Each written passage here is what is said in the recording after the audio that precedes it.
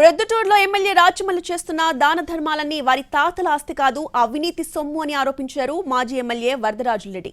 అయితే అసాంఘిక కార్యకలాపాలతో తాను డబ్బులు సంపాదించలేదని, అన్న వ్యాపారంలో సంపాదించిన డబ్బుతోనే దాన ధర్మాలు చేస్తున్నానని కౌంటర్ ఇచ్చారు రాచమల్లు.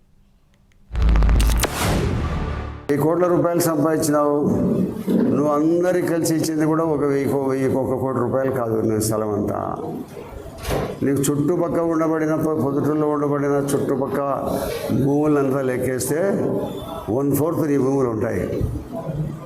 కులాల వాళ్ళకి ఇచ్చినా కూడా నీకు అంతా కూడా నువ్వు సంపాదించిన దాంట్లో 1% కూడా కాదు.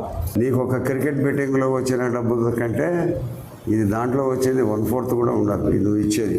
ఆయనకు సూటిగా సమాధానం చెప్తా ఉన్నా, ప్రజలకు వివరణ ఇస్తా ఉన్నా.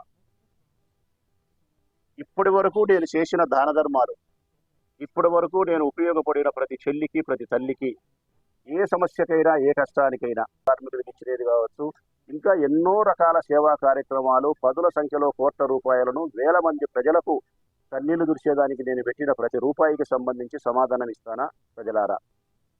నేను అసాంఘిక కార్యకలాపాల ద్వారా డబ్బు సంపాదించి, అంటే మట్కా కానీ, క్రికెట్ కానీ, జూదము కానీ, మంగతయ్య కానీ, సారాయి కానీ, ఎర్రచందనం కానీ, చివరికి ఇసుక కూడా ఏదైనా నేను నిర్వహించి ఈ ప్రజలకు ఇచ్చినా అని చెప్పి పెద్ద ఆయన వరదరాజరెడ్డి గారు చెప్పిన మాట నిజమైతే మా నాయనకు నేను పుట్టలే. నేను ఏ ఒక్క రూపాయి అసాంఘిక కార్యకలాపాల ద్వారా కాకుండా మా అన్నగారైన కిరణ్ కుమార్ రెడ్డి గారు న్యాయపరంగా వ్యాపారం చేసి, రియల్ ఎస్టేట్ వ్యాపారం ద్వారా చేసిన డబ్బులో నుంచి ప్రజల మీద ప్రేమతో నేను డబ్బు ఖర్చు పెట్టిన మాట నిజమైతే, మరి ఇదే సూక్తి, ఇదే మాట పెద్ద ఆయనకు వర్తిస్తుంది కదా. నేను ఆ మాట మిమ్మల్ని అనగలిగితే ఎంత బాధపడతారు?